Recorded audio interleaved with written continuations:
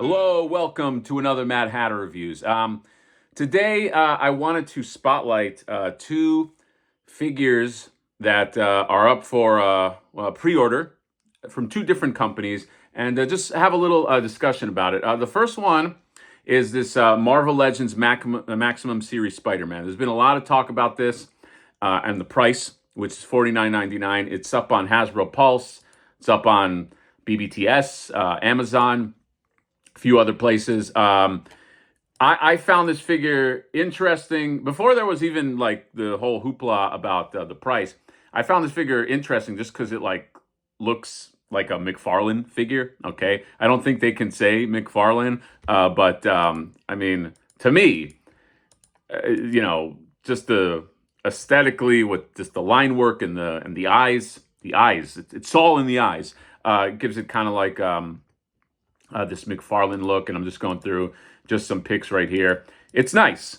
I think it's a nice figure. All right, and I'm not a giant, as you know, like Hasbro Marvel Legends guy. I cherry pick a lot. Okay, I still think one of the better Spider-Mans is I have the Mafex Spider-Man, but that blends in with a lot of Marvel Legends stuff. The thing that I do like about Marvel Legends is they make everything. I mean, if there's like even like a niche character, usually it gets made. I just bought this off Johnny, this Blob, which I think is great. This is an amazing Blob figure. I think there was one before this, or maybe two before this, but I just love how this looks. I think they did a great job. And, like, Makefex is not going to make this guy. You know what I mean? It's like that. Marvel Legends is really good for, like, picking up figures that they're just not going to make.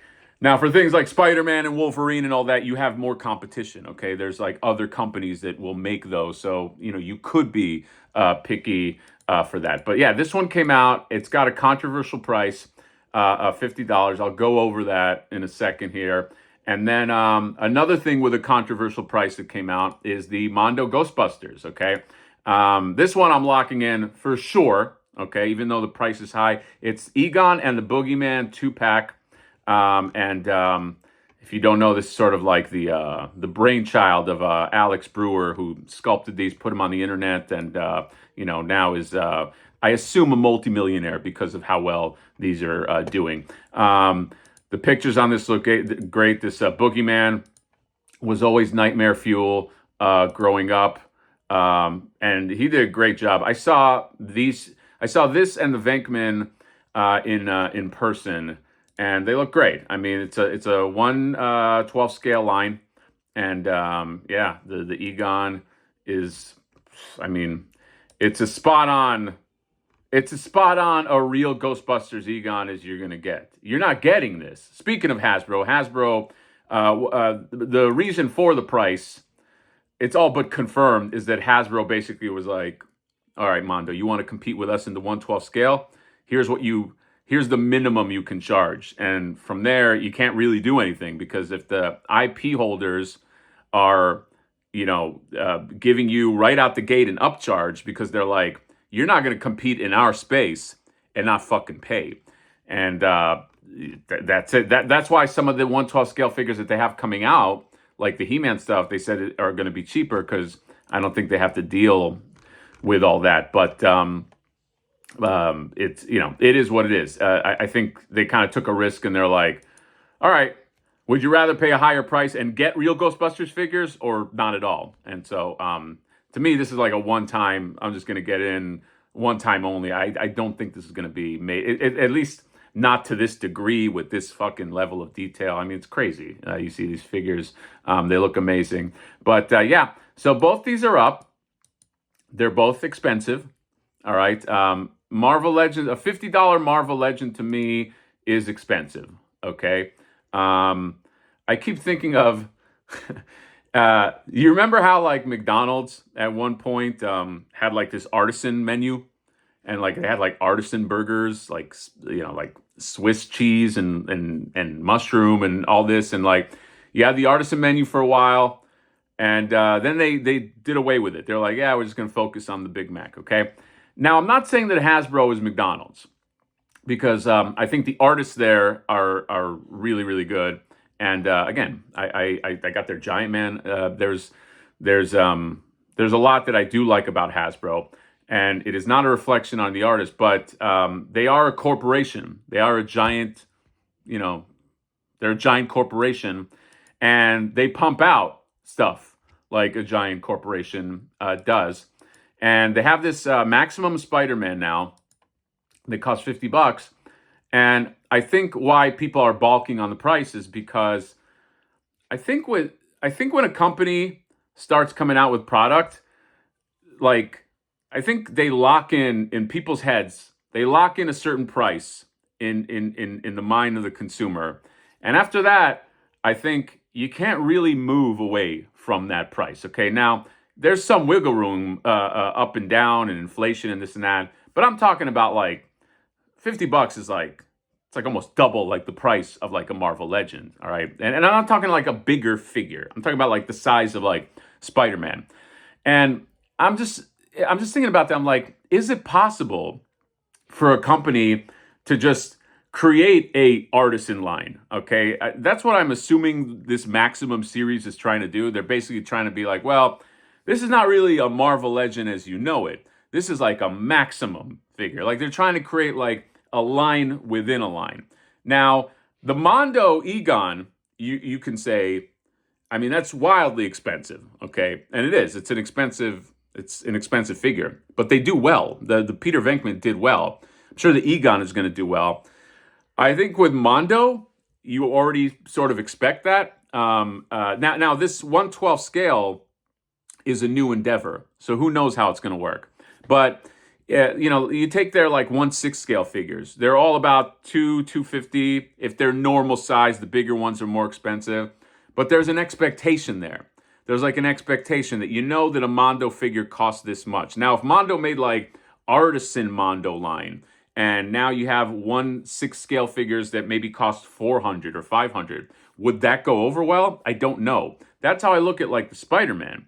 It's like they have this like artisan. It's almost like an artisan line that they're doing this Maximum series, and I'm not sure. I'm trying to think if it's possible to do that. Like, can you have a company like Marvel Legends? And the reason why I likened it to McDonald's is, they're just the big boys. They're the biggest, all right. And but they're also not known for like the super artistic collector grade quality. Okay, that's like a company like Mesco. That's like and again, I'm not saying Mesco is perfect, but that in your mind there are certain things that you associate with Hasbro or Marvel Legends, okay? And when you think of like a $50 figure, you don't necessarily think of them because $50, I think you could get like a Mafex for I think there was a post for like that Spider-Man for $55 or something like that. So it's tough. Can you break that barrier? Like, could this Maximum series be a thing? I think that this $50 is paying for the tooling, and they know that they can make the most money off Spider-Man. And then once that tooling is paid for, I believe then they probably will take that tooling and go make other characters like your Daredevils or whoever. And then the price, if this doesn't sell like gangbusters, you're going to see that tooling in different figures because they're not going to just use it on Spider-Man.